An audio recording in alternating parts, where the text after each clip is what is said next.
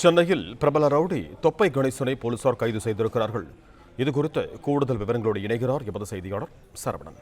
வணக்கம் சரவணன், உங்களிடம் இருக்கும் தகவல்களை பகிர்ந்து கொள்ளுங்கள். வியாசர்பாடியைச் சேர்ந்த பிரபல தாதா டான் சேராவினுடைய கூட்டாளிகளில் முக்கியமான கூட்டாளிகளில் ஒரு ரவுடி இந்த தொப்பை கணேஷ் என்ற ரவுடி. 15க்கும் மேற்பட்ட வழக்குகள், கொலை வழக்குகள் உட்பட 15க்கும் மேற்பட்ட வழக்குகள் இருக்கக்கூடிய இந்த பிரபல ரவுடியை துணை ஆணையர், புளியந்தோப்பு துணை ஆணையரினுடைய தனிப்படை போலீசார் இந்த துப்பாக்கி முனையில் கைது செய்திருக்கிறார்கள்.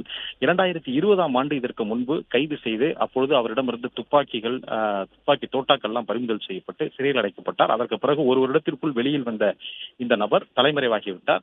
நேற்றைய தினம் துப்பாக்கியால் சுட்டு பிடிக்கப்பட்ட ஹரி என்கிற அறிவழகனுடைய அந்த கும்பலினுடைய தலைவன் தான் இந்த தொப்பை கணேசன் எனவும் போலீசார் தெரிவித்துள்ளனர். எனவே தொப்பை கணேசன் குறித்த தகவலை திரட்டி இன்று தனிப்படை போலீசார் கைது செய்திருப்பதாகவும் ரகசிய இடத்தில் வைத்து விசாரித்து வருவதாகவும் கூறப்படுகிறது.